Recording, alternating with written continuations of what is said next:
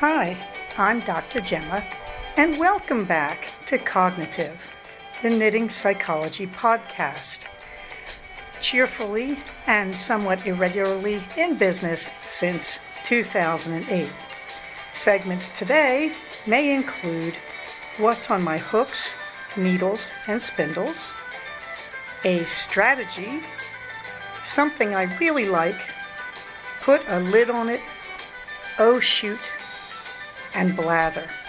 So sit back, put your feet up, pick up your knitting, crocheting, spinning, weaving, or dyeing, or any other yarny thing you're doing, and get ready to enjoy. Well, hello there, it's Dr. Gemma, and welcome back to episode 42 of the Cognitive Podcast Rebooted. As I record this, it's actually a Thursday night, August 26, 2021 at 8:05 p.m. Pardon my burping, I just had lovely keto coffee with a quarter teaspoon of cocoa powder in it, and I'm feeling pretty merry. I'm on a minor fast, and that just really means, let me think, I had lunch today, and I'll have lunch tomorrow. I'm just doing a 24-hour one, sort of clear the pipes a little bit. Comments are very welcome, and you can leave them either at cognitivepodcast.blogspot.com, or you can go to our group on Ravelry, creatively named Cognitive or Cognitive Podcast. I think it's Cognitive. In the meantime, let's see what's going on here. Oh, in the warm thanks department, Kath Wood, how nice to hear from you again. Hooray for your under-the-desk solution. Just saying, I'm pretty pleased about the fact that people are buying these things after hearing about my Fit Desk. It's very helpful, even if it's not made by the same company. The idea that we're not sitting still all day is a great relief. And woolly jumpers.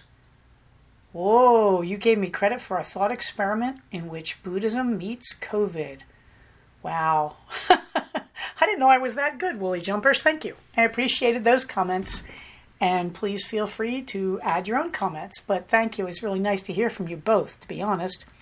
So, what is on my hooks and needles, you are asking? Well, wouldn't it be nice if I finished something? I'm so close to finished on the really pretty socks. I'm on sock number 2. I've probably got about 4 inches of the foot, and I only need to do 5 3/4 before I do the toe. But I got waylaid. By what, you ask? Well, and then there was the wild lettuce shawl, which has 15 repeats of the 10 rows that make each repeat. And I could get that finished so easily, but I got waylaid. I know what you're thinking, but you're wrong. No, I didn't get Twin Faces vest in the mail. Grrr. No, I didn't even catch up the temperature blanket. It's about 6 rows behind right now, but it's in. Oh, my husband is yelling at my dog on International Dog Day. That's got to be bad karma.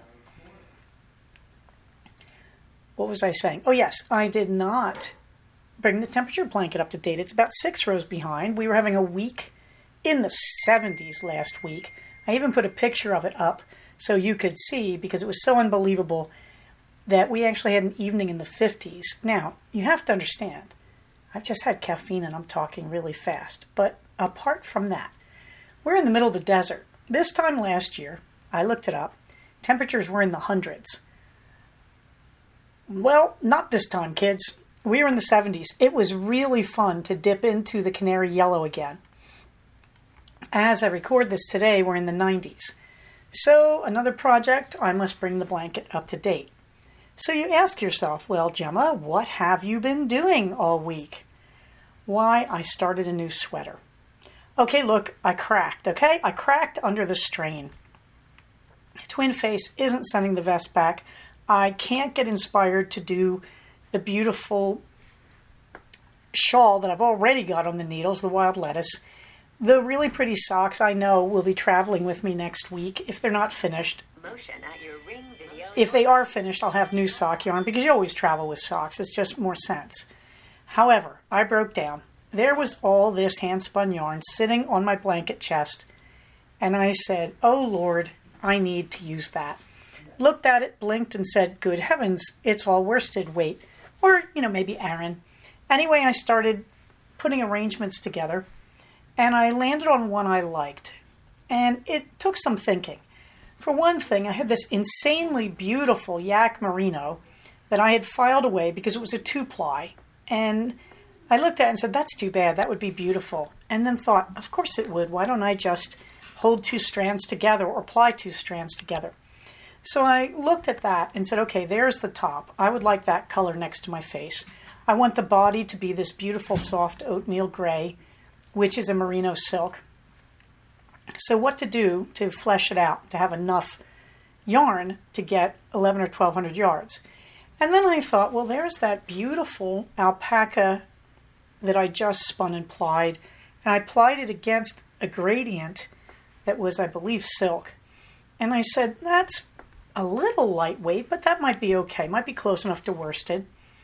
And then I said, will I have enough? Well, if I don't, I have its cousin. That is the remainder of that gradient silk that I plied against the merino silk that I had left over from the oatmeal color that I'm using as the body. So I posted a few different variations. People cast their votes. And I decided I want the red by my face, and then I want it to go into the black of the alpaca with the red in it. So there'd be a little transition there. And then to go into the very pretty, just oatmeal colored merino. Oatmeal, maybe silvery is a better way to describe that merino. And then I thought, if I still need yarn, I will have the yarn that is the blend of that same merino silk with the single ply of the solid silk and the gradient reds. Now, this means that I'm going to do the body and do the arms top down and make sure that they're keeping up with each other so I don't have any really awkward transitions if I run out of that beautiful silvery gray. At any rate, meanwhile, the red was too thin, as I said, and so, I finally let science take over. So I took the red, which was a 2-ply, and I twisted it together, 2 strands, and said, yep, that is a perfect worsted weight, slightly on the heavy side. So I took the red, which was in a skein, and I used my ball winder, and I made a giant center pull ball out of it, and then I weighed it, and it was just under 6 ounces. So I said, well, that's good. So I took the giant ball, the center pull ball, and left it on the scale, where it was just under 6 ounces. And I started winding from the outside a ball in my hands. Basically, I wound the ball in my hands until the center pull ball on the scale got down to 3 ounces. Then I weighed the hand wound ball, and it was a little too low. So I wound a little more, and they both ended up being 2.95 ounces. And so I held them together, and I started the sweater. Now, at this point, the thing I wanted to do was a good yoke sweater. And I would start with the neckline, the ribbing, and work my way down. That's what I wanted to do. Somehow, I could not land on an Aran weight yoke that made me feel good about trusting its gauge and my knitting.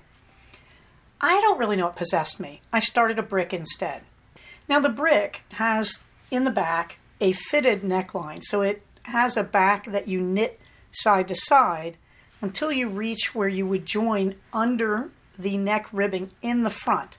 So the back is higher than the front, and so when you wear it, you get a better coverage up your neck. That's great, but in a striped sweater? But I did it anyway. I don't know why I did it, I just did it. I think I did it because when I knitted my last brick, I had a terrible time trying to join it without twisting it, and that's because I was probably doing it wrong, although my brick looks fine. Anyway, I just wanted to do a brick, so you know what? I did a brick. So I have those 2 strands of the red. I just held them together, and I knitted until I figured, okay, I probably have enough for the ribbed neckline. So I stopped. I got just to the join and like 2 rows past it. So now I was knitting in the round, and I just stopped. And I realized one of the problems with the brick is you have to change the way you have your markers on it. That they tell you, oh yes, keep a marker in the front, in the center, where you joined, and that's going to be your new row marker. Well, that's a really stupid idea, because what happens is you get like a zipper in uneven stitches where you start new rows down the front. So when I did the Frances Revisited, it has the same problem, it has a raised back of the neck. Frances, it says, you just joined, right? Okay, pick up your beginning of the row marker and move it to under the left arm. So I did that with the brick. Okay, so then I took my 2 little balls of yarn and I looked at how to do the neck ribbing, and it's only 9 rows in a bind off. So I picked up the stitches and I did the neck ribbing. Looks great. And then I went back and used up the rest of the red to continue the body, which is now knitting in the round, adding still because I haven't separated for the arms yet. So I'm still adding to get the arms wide enough. It looks great. It looks fine. I then balled up the alpaca with the single strand of gradient red running through it. I'm starting with the darkest red at the top near the red wool. And that's where I am. I'm having a lot of fun with this. I have not enjoyed knitting a sweater like this since I can't remember when. It is so exciting to work with my hand-spun yarn. And I'm not even using the right pattern for it, and I don't care. I really, really like what I'm getting. Could I have done this better? Sure, I could have. I could have done a yoke. I could have done a fade, blah, blah, blah, blah, blah. I don't care. I am currently spinning more wool. This time, instead of a silk merino, it's pure merino, as you know. And I can't wait to make that into my own sweater. And that probably will be a yoke with a lot more forethought than this one. This is just feeling like a big bulky sweater to get over the shock and thrill of knitting my own hand-spun into a full-blown sweater. Sure, I've knitted my own hand-spun into hats, into scarves, into gloves, into mitts, even into socks, but I've never gone at it for a sweater, and oh, I am having so much fun with this. Oh, I love it. Sure, this is one of those measure twice, cut once situations. Sure, I should have done the yoke, blah, blah, blah. I'm having no regrets. I just know intellectually I should have done that, but I'm just loving what I'm getting. And I love the way the second color is joining. And yes, it's turning into stripes. I didn't want to make a striped sweater, and yet I am. I don't know. I just got too excited to wait and look up an appropriate pattern because there is no inappropriate pattern. It's just a pullover sweater. This leads me to say in Dizzy Blondes, of course, that I'm still working on the Endless Merino from Morro Bay Fleeceworks. I was having a problem with my electric Eel Wheel 6 stalling. That stopped. I believe it's because I started doing a more smooth, long draw, and it really likes to be spun that way. So I'm still plowing through that third giant bobbin, but it's almost finished. And I think my next experiment is probably going to be just to apply the 3 bobbins I've got. And I'll keep the red gradient that I've got, the Be Myself wine cooler. I'm just going to keep that to the side, probably chain ply it. It would make a nice fade in a pullover with this yarn if I were ever to do a second sweater from my hand spun. I'll tell you, I can see now why Jasmine Knitmore was big on this. You may remember a few years ago that the Knitmore girls did a group project where everybody spun yarn and made their own sweaters. I forget what they called it.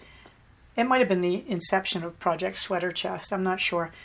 And at the time, I just thought, who on earth would want to do that? I mean, I could see the value, but I thought, no, I'm not good enough. I don't want to do it. And I didn't. I did not want to commit to spinning all that plain yarn. At the same time, I bought apparently large amounts of plain fleece. Well, it took me a few more years. I always was a slow learner. But I have to tell you, unexpectedly, I am having the thrill of a lifetime knitting the wrong pattern from my hand-spun fiber. And it's just a lot of fun to see it get eaten up this way.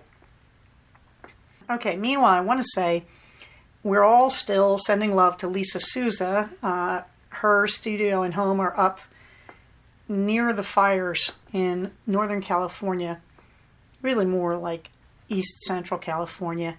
And please send a few prayers her way. It's a very scary time up there. Having lived through similar things, I've never been evacuated for the nearness of flames. I have had to evacuate based on smoke and asthma. And it's a terrible feeling to not be at home. And you can be in the most beautiful place in the world. I know, I was out on the coast.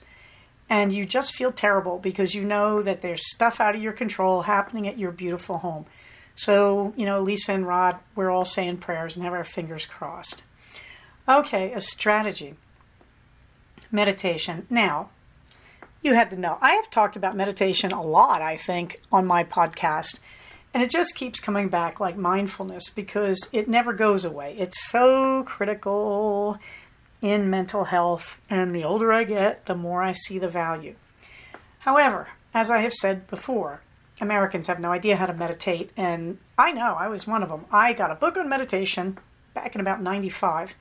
And I sat on my floor and I meditated for hours at a time. And it did dead squat nothing for me except changed my career. There was one day I was meditating on my office floor right after Thanksgiving break ended. And I listened and realized how I did not want to be a college professor for the rest of my life. Okay, so be careful with this stuff. Meditation's kind of a smoking gun. It can change your world. But the thing is, I can't tell you how many times in therapy a patient has said to me, I am not going to meditate. That apparently a lot of patients have figured out that a lot of psychotherapists push meditation. All right, let's do some reframing, shall we? Very famous psychologist back in the 90s and onward, Jon Kabat-Zinn.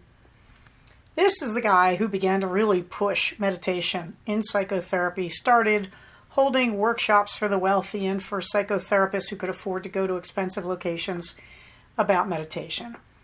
And he really is the guy. He single-handedly brought it to us, although I much prefer the work of Jack Kornfield, who's more like a more normalized version for me. I really like Kornfield. He's just the nicest guy. Very humble, very wonderful. I've never met Jon Kabat-Zinn. I don't mean to be taking left-handed slaps at him. But back in the day, I couldn't figure out what he was doing, and I couldn't afford his retreats, I'm sad to say. So that's why I sound bitter. Please don't blame him. His books are worth reading. But, mindfulness and meditation are things you arrive at over time, and I can't say that enough. That's why I keep coming back to it. Because you're not going to get it, and then you're not going to get it, and then finally you won't get it, and then you'll get it. That's what my life with it has been. Okay, but going back to Jon Kabat-Zinn, he once asked, and I quote, "What is not meditation? If you're there, open-hearted," unquote. That's a really good way to look at it. In other words, if you are focused on this moment and you are allowing yourself to sort of rest mentally in the moment and simply experience and take in without judgment, that's meditation. Basically, anything is meditation if you're being non-judgmental and you're open. So why do we make such a big thing out of it? Because meditation is mindfulness. It is a shortcut. When your world is going crazy, when you can't calm down, when you're frightened and upset, when you're stressed, you hold still, you breathe deeply, and you simply stop your thoughts. Not easy, because we have monkey brains. We want to keep filling our brains with thoughts. But you don't have to do it for a long time. Sometimes you just stop and you count your breaths to 100. And then as you're counting, you focus on slowing them. And that's it. Surely, no matter how busy you are, you can stop and count to 100. But wait. You could count to 50. You could count to 20. Every night when I want to go to sleep, I do army breathing. I basically go 1, 2, 3, 4 on the inhale, 1, 2, 3, 4, 5, hold, 1, 2, 3, 4, 5, 6, 7, 8, and I exhale. I can do that 4 times and I pass out. I go to sleep. Okay, that's meditation. What am I doing? I'm focusing on my breathing. What am I not doing? Thinking. I'm thought stopping. You can do an army breath. Do 2 of those babies when you're upset. 4, 5, 8. Inhale on 4, hold for 5, exhale on 8. As long as you get the proportion right, it doesn't matter if you're doing 4 half seconds, 4 full seconds, or 4 minutes if you can hold your breath. But that is meditation. If I sit and I stare at the beautiful picture of Sunnybank House that an artist drew, that an old dear chum gave to me, and I just stare at that and I think about Sunnybank House and I think about nothing else and I think about how glorious it would be to see it in real time. It was raised many years ago. If I look at Sunnybank House and I just think about it and I focus on it and I think of nothing else, and I think about its past and I think about, does it still exist on some plane of reality, blah, blah, blah, I'm meditating. If I sit and do meditative prayer or repetitive prayer, this is one of those interesting things. I was raised Catholics, and the Catholics kind of know it and they kind of don't. That the Catholics have this prayer form called a rosary where you say the same prayer over and over, like 50 times. That's meditation. If you're doing nothing but focusing on those words, you're effectively thought stopped. You're effectively only focused on one thing. Now, there are a lot of traditions. Buddhists do it too. In fact, Catholics probably got this from the Buddhists. That's a long story. And I don't know, the Hindus may have given it to the Buddhists, for all I know. There are a lot of faiths that use meditative prayer. They also use chanting. That there are faiths that don't believe in meditative prayer, that is, repetitive prayer, but they will chant. I don't know. I don't try to explain these things. It's too hard. I can't know every religion, guys. But again, these are meditations. But there are a lot of informal meditations. You go for a walk and you say, I'm out here to calm my mind. And all you do is listen to the bird song. Boom, meditation. You sit on a train. You put on calming music. You close your eyes and you focus on nothing but the music. Boom, meditation. Meditation is so good for us that we know at an ultracellular level it actually helps repair the telomeres on our DNA, which seems to lengthen our lives. Okay? In other words, anytime you meditate, you improve your DNA's lifespan. That would mean humans are meant to meditate, and we are, and we do it all the time. Humans fall in and out of meditation, I would argue, quite a lot. The only difference is we don't know it. That, in other words, when you go into a beta state, when your brain goes into automatic, so you're driving the car and you suddenly say, how did I get here? You're in a beta state. Okay, that's hypnosis or meditation or whatever. You were thinking about something and your body took over and just drove the car and you didn't need to worry about it. Humans pass in and out of these states all the time. Meditation is where you consciously put yourself into this state and you do it by focusing on one thing to the exclusion of all else. Your breathing, the picture of Sunnybank House, the music while you ride the train. I don't care. The scent of your scented oil, the taste of your keto coffee. Humans go in and out of this all the time. You want to practice going into this. It extends your life. Oh yeah, prayer, that counts too. Let me think, hypnosis. There's just a million ways to do it, all right? So if you've got this thing like, oh, Gemma, please don't try to make me do meditation. I'm not going to do that. That's one very conservative Christian explained it to me once as, why would I stare at my belly button and empty my mind? And you're just like, oh, God, that's not what you're doing. Who taught you to say that? Again, there's so many misunderstandings of mindfulness and meditation. But the reality is, it's a natural human state. And when you use it to calm yourself and to focus yourself, you can use it to bring yourself back into the moment, to control raging emotions, and to problem solve. Okay? So meditation, there's a million ways to do it.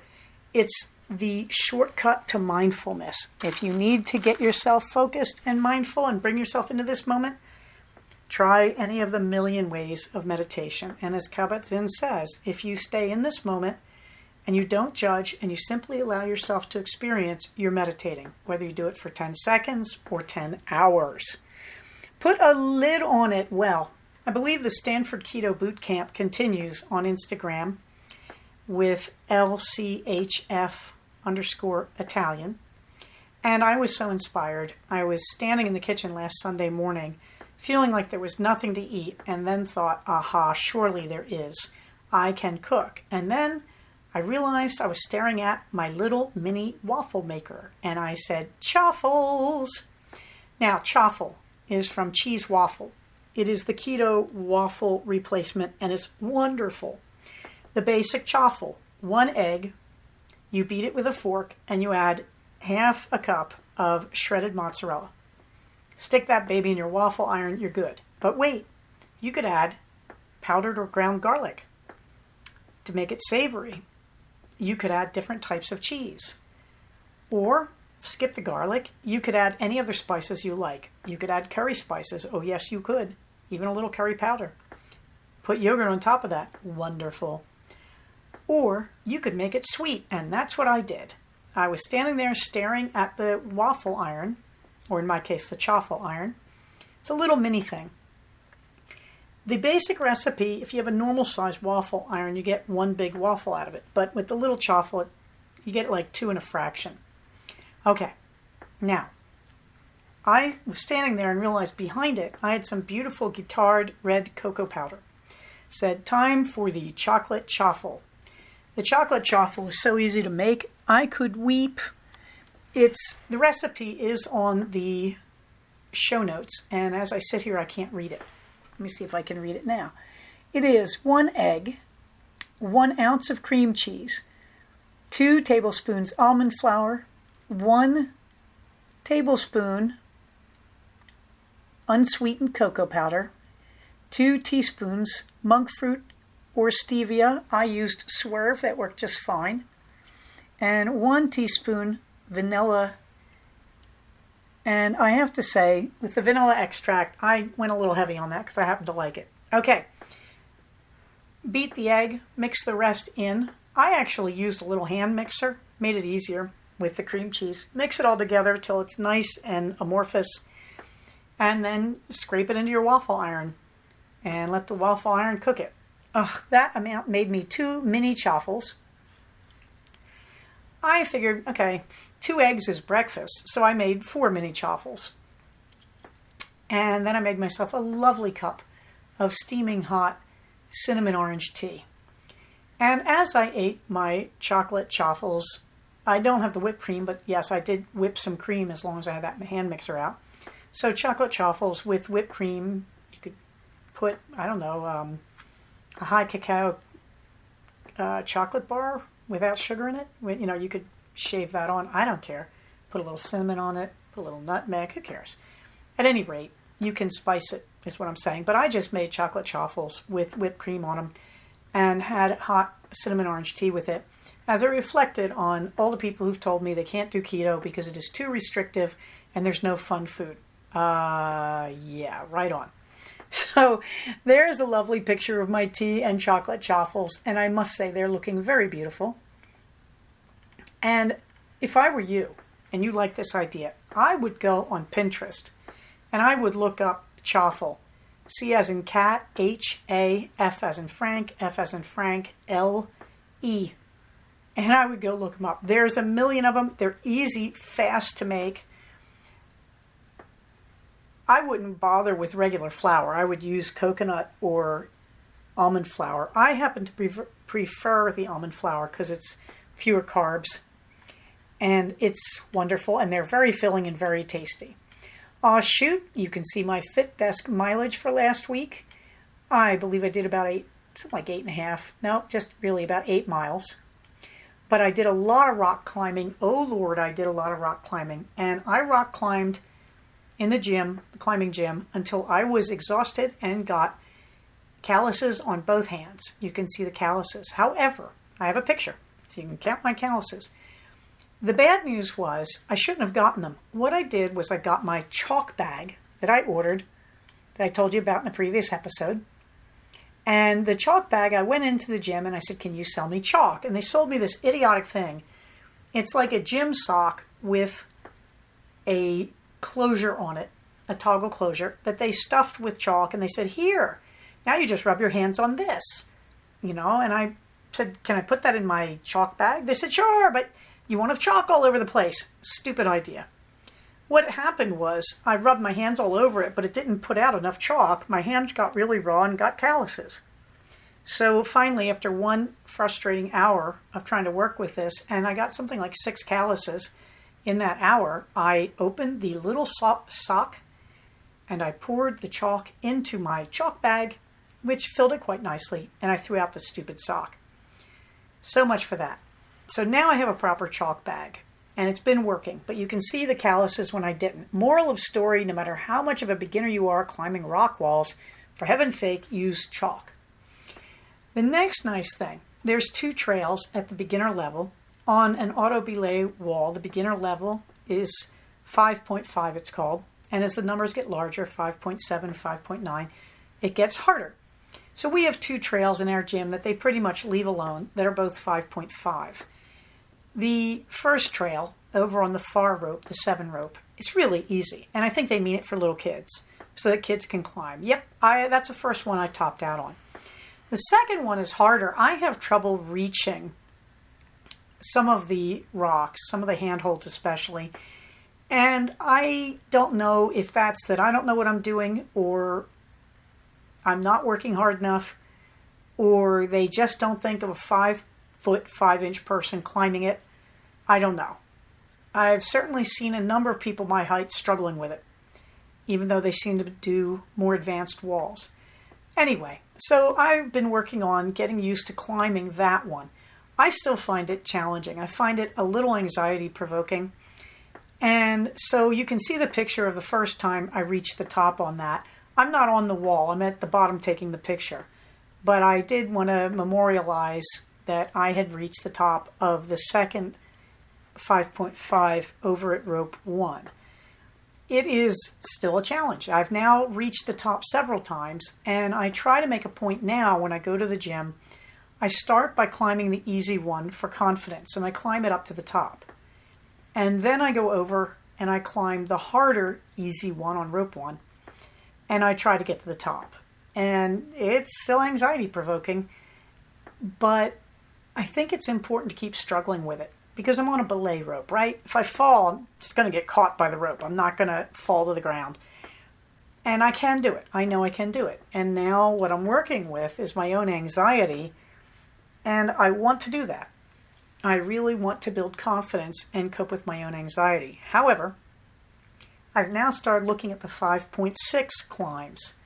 And that's a pretty big leap for me. And I haven't gotten very far on them because I lose confidence. It's not that I can't do it. I just lose confidence. That I look at the grips and go, those are perfectly within my range, and I lose confidence. So I'm really enjoying the rock climbing because it's becoming about fighting my own fears and trying to be more confident.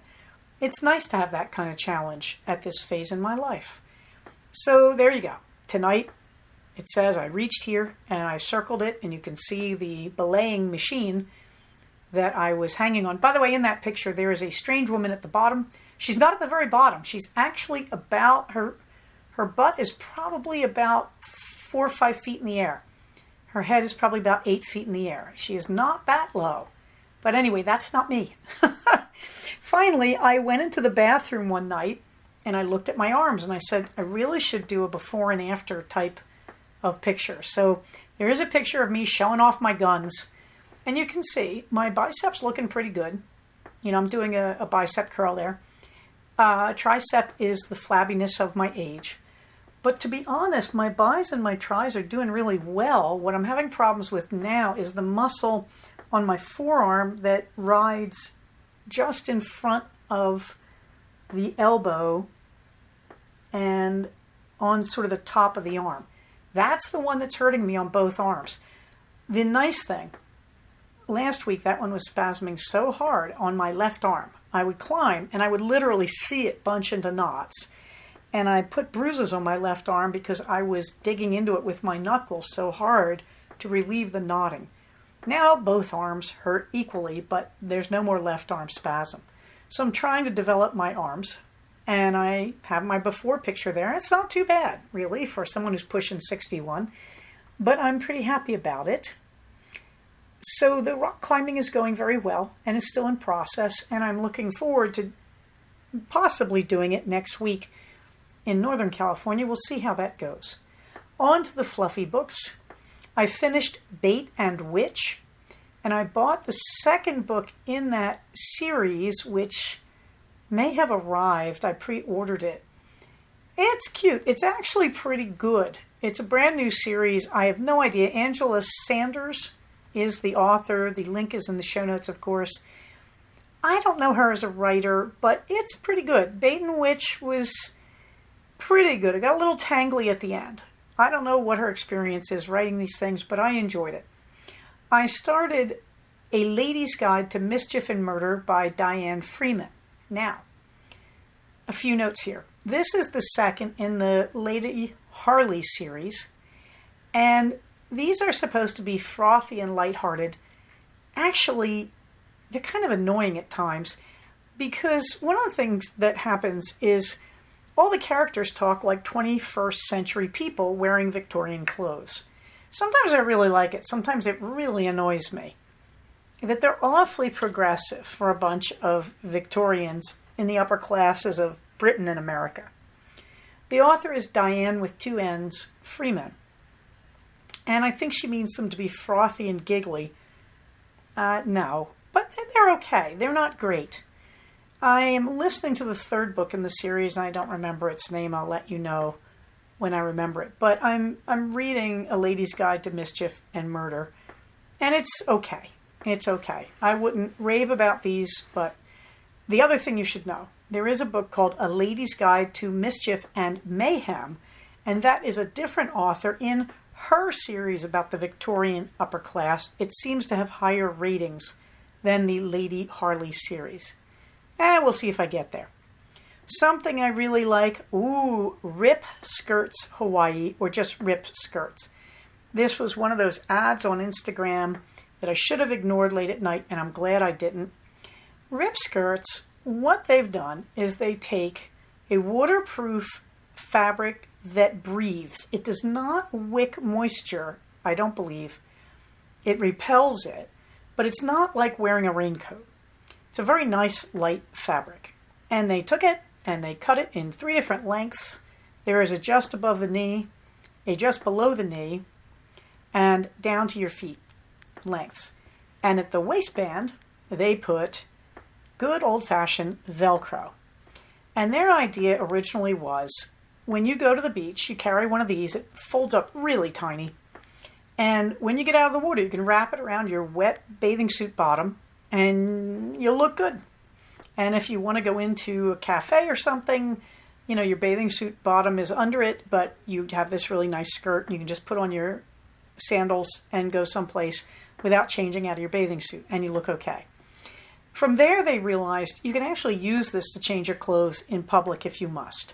You can put on the rip skirt and slide your bathing suit bottom out from under, and then just, put on whatever bottoms you want and take the skirt off, Anyway, they've been improvising ever since. They're wonderful. I got the length, their shortest length is very short. That's length 1, I think. I skipped that. Length 2, just above the knee. I really like it. I like the print. They do these wild Hawaiian prints. But then I got length 3, which is just below the knee, and it's perfect. It's very flattering for my legs. Now, I don't have the legs I used to have because with age, your legs get more sort of square and blunt. And my legs aren't bad, I have to say, after years of running. But, the shorter skirt looks okay, the one above the knees, but the one just below the knees looks absolutely wonderful. And I love, love, love the prints. These run about $45 each. Here's what I would really tell you. You should buy these and make your own. Buy one, wear it, be happy with it, use it as a pattern. Go to Joann Fabrics, find the equivalent fabric if you can.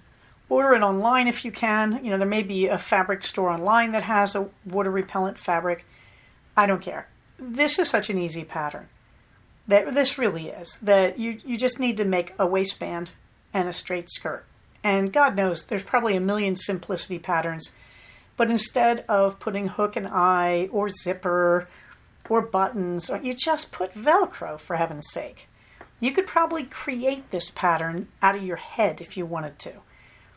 You could make the waistband, instead of making a tube and ironing it flat, you could do it that way and, seal the ends. Or you could probably just cut a straight piece for the waistband and sew over the edges so they don't ravel. Get a fabric that doesn't ravel. I don't know. These would be so easy to make. However, I bought 2 of them, and I'm really happy because I'm not going to take the time to make them. I am insanely happy with my rip skirts. I will see if I can get a picture of at least one of them.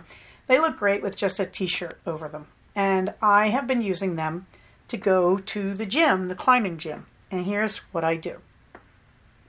Which brings up another thing I really like that I told you about, the Lume. The Lume deodorant.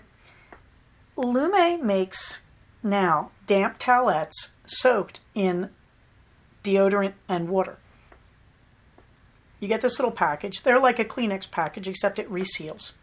I carry one of those in the bag I take to the gym. And I take one of my rip skirts, and I take a t-shirt and a normal bra. I may skip the bra if I'm not going to work out too hard, because I have a jog bra that I wore to work out. Okay. So anyway, I go to the gym and I do my workout on the rock wall. And I will work out climbing between half an hour and an hour every time. Half an hour, I don't particularly sweat that hard anymore. Can you believe I've gotten that tough?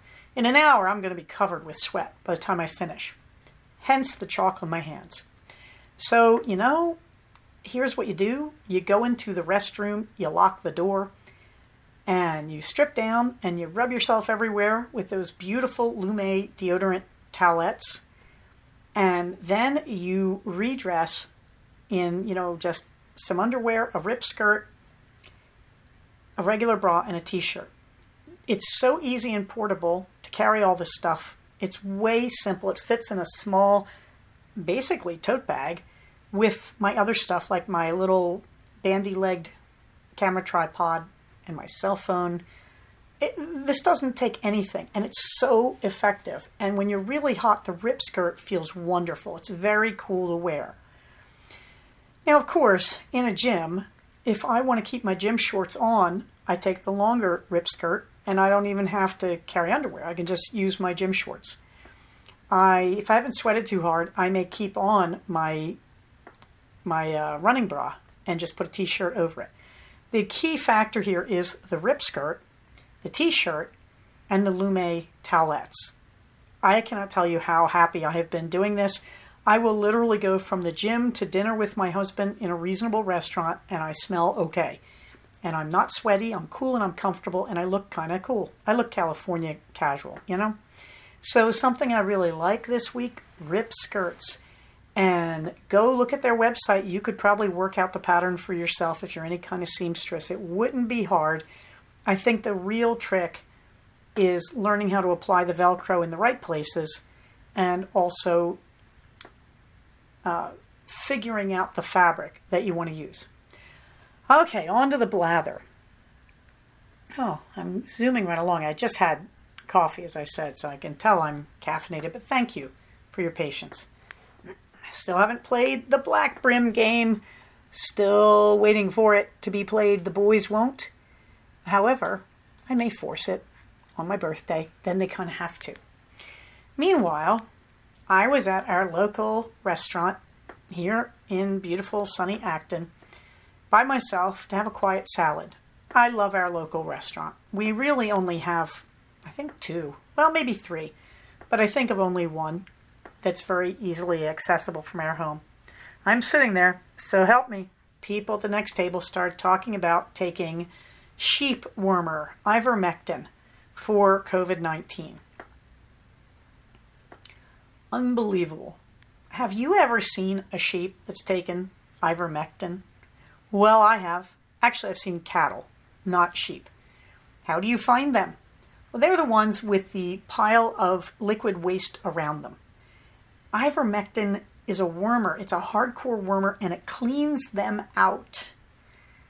Okay, now if you think you have COVID-19 and you're going to take that, you're going to empty your gut violently, from what I can tell. Okay, now the question is why? Well, apparently there was research that shows that in a petri dish, in a lab, small amounts of ivermectin seem to kill COVID. Of course, in a petri dish in a lab, probably lots of other things would kill it too, and I'm not about to eat those either. The thing is, it has to be tested, okay, on living people. So I can understand why people might think this would work, because it worked in a petri dish in a lab. However, may I point out that liquid bleach will kill COVID in a petri dish in a lab. You going to drink that? So please, folks, I couldn't believe it. They got into, oh yeah, you take a little dab, you put it on your tongue like this. Then it went on to, well, what if you have an empty stomach? Can you do it on an empty stomach? Oh, heavens, please, please, please. Do not take sheep dewormer for COVID-19. I mean, I guess if you think you're dying, that might be an appropriate moment, but this is so untested, and you have to be a vet tech, man. I used to vet tech in college. You have to see what this stuff does. This is not low-key. This is not a gentle medication. And yes, they do use it in humans for certain cases of parasitic infestation. And again, it's known to be a pretty brutal cure. So please, guys, please just get the vaccine. It's a lot easier than taking sheep medication. Meanwhile, my son, the beloved son, gasp, started high school. Wow. Glad I'm sitting down to say that. We celebrated, we got him his first cell phone. It's a very simple phone because he has a hard time resisting the urge to be on videos all day. But now he's got a cell phone. There's a lovely picture of him. He looks absolutely grim, concentrating on it. He's wearing also his cool haircut that he went to the barber and he got his hair cut really, really, really short except for the very top. Oh my Lord, he looks like he's 19. I can hardly take it. But there he is, working on his first cell phone, so we're all having fun texting him. Meanwhile, Sunnybank came and went, and I was not there. My friend Karen said she was going to insert me in all the pictures, so I took one of her pictures and inserted myself. That is, I just put arrows to where I was standing behind a tree, conveniently out of sight of the camera.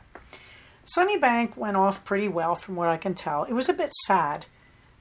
There were people who just were not observing the mask mandates, whatever is in effect in New Jersey. And it did kill a lot of the fun. They had a lot of people under the big tent where they did the talks who would not wear masks. So people who were concerned about COVID could not go and hear the talks. It was kind of sad. The other thing, I was really appreciative. A lot of people wrote to me and said, we really missed you. And I thought they probably did, but that's also sad because I'm not one of the major players, but some of the major players have died recently. I was a fixture for, I think I did 5 years. Yeah, 2015 through 2019. Last year, of course, we didn't gather. And this year, I was not going to go back. Too much COVID risk. I'm not taking an airplane for 10 hours to 12 hours total. Not going to take that risk. And then I was afraid. Some of the politics of some of the people, I thought, I'm not in a good place. I'm very tired from all the COVID stuff in my caseload. If somebody started going off on the vaccine or the masks, I knew I would lose my cool. It's not worth it. But what you can see is my doctored picture. If you go to the show notes, there's a picture of my friend Joe walking his beautiful collie Duncan towards 2 trees and 2 chairs. And of course, underneath it, I have doctored it to have arrows pointing to the 2 trees. And one is where his wife was allegedly hiding, and the other is where I was allegedly hiding. Of course, I wasn't. It's just a joke. And then I wrote on it, Joe was so patient when we played hide and seek. So I was pretending I was at Sunnybank. I really hope I get to go next year. There is this kind of Sunnybank-shaped hole in my heart because I didn't go this year. However, I'm going to make up for that by going next week up to Northern California, where I will unceremoniously drop myself on the Knitmore girls. Heaven help you all. I'm really looking forward to it. To be honest, I'm leaving Sunday and just driving up to Bakersfield, which is about 2 hours away from me. And I'm just going to spend a night in the hotel in Bakersfield because I want a night alone in a familiar hotel to simply detox. I want to just be in a quiet hotel room by myself. I'll invite the boys, but I don't think they'll come. And I'm pretty sure they won't. And I want to just be there and listen to the silence and not talk to patients. Maybe watch TV, maybe just listen to music, maybe swim in the pool. We'll see how they're doing the mask mandate in ultra-conservative Kern County, just saying. But just the silence of being up there and enjoying the quiet. And yes, I'll be within walking distance of some of my favorite parts of Bakersfield. That is to say, Starbucks, Blaze Pizza, and The Habit. Okay? It's just the way it's going to go. But I don't even know if they still have a yarn shop up there that's functional. They did have one I think it's staying open. We'll see. But I don't really even want to shop. I may go down to my favorite reflexology place and let them rub my feet for an hour. And I will probably go get a nice pizza unless some pandemic disaster happens and I can't. But from there, I will drive up to Knitmore Central and park myself. To say I am crazy looking forward to seeing Gigi and Jasmine is an understatement. There was a possibility of an outing to Planet Granite, which is a local climbing gym, which I won't be able to use because, not too much anyway, because they don't do auto belay ropes. But I want to go see it. And I want to see how they train people. There is a place with auto belay up in Fremont, which is quite a haul away. But I might do that. We'll see. I just don't care. I just want to go see the Knitmores. I just want to hang out with Gigi and look at all her latest stuff and admire her beautiful quilts. And I think there's talk of an Einstein jacket experiment and whatnot. And I want to see Jasmine and the gang. I don't know if I should say everybody's names on the air. And I certainly want to see Genevieve and the company and the family and the other children, etc. You know that, right? Rex and all. And I want to see the, Mr. Knitmore, the ever patient, younger brother Knitmore. I want to see them all. I'm kind of choking with my eagerness here. All right, so that's something to look forward to. And finally, Minerva gets the last word. No, she doesn't. Today is International Day of the Dog. Well, we had International Black Cat Day about 10 days ago, and then we had International Cat Day before that. So today is International Dog Day. So there is my beautiful Eleanor. She was dancing with me in front of the mirrors, and fortunately my phone was right there and I couldn't resist the picture because she was playing. You can see she's kind of arched and she's twisting around to look at me, and you can see her nose in the very bottom right corner looking at herself in the mirror. And she's just having a gay old time there, dancing with me. But it is Happy International Dog Day. Eleanor, Minerva, you can be an honorary dog. Okay, so meanwhile, things are more quiet in the practice, but I'm heading into vacation, and my patients are a lovely bunch right now. And there is some talk about me running a consultation group for the practice. We'll see how that goes. It would be a nice thing if that could come true. So there are some nice things to look forward to on the horizon. But in the meantime, I am heading towards vacation. When next you hear me, I will probably be on vacation. I'm not sure if there will be a delay in publishing next week or not. We'll find out. Oh, no, there shouldn't be. There shouldn't be, because this episode will go up on Saturday. Sunday, I'm on my way to Knitmore Central. And then I should be back the following Saturday when the next one publishes. So all I need to do is take my little handheld recorder and we're good. Okay. So please remember, we are in the middle of a pandemic. Please get your vaccine. As soon as your kids are old enough, get them to get vaccinated. Please remember, there are mandates all over the place now, including public buildings and schools and healthcare and all that. Please, please, please remember, we're all going to come through this together if we just use common sense. And remember that the same doctors we trust if we go to the hospital for COVID to save our lives, those same doctors are telling you get vaccinated so you never meet them. Okay? But it doesn't make sense to say I'm going to go to the hospital and trust them. But when they all say get vaccinated, I think they're idiots. Don't be ridiculous. The whole point here is for all of us to stay together and work on this and get through it. So we're going to get our vaccines. We're going to wear our masks. We're going to socially distance. We're going to wash our hands. Because we love our children, we love each other, and the whole name of the game is please stay safe, take care of each other, and I'll talk to you soon. Bye-bye. So we have come to the end of another episode of Cognitive. Please do not use this podcast to diagnose yourself. If you think you are having a mental health problem, please contact a licensed mental health professional. Show notes for these episodes can be found at cognitivepodcast, all one word, .blogspot.com. Episodes can be found at iTunes under the name Cognitive Podcast, but also can be found posted next to the show notes on the Blogspot page. Thank you so much for listening. Everybody, stay safe, take care of each other, and I'll talk to you soon. Bye-bye.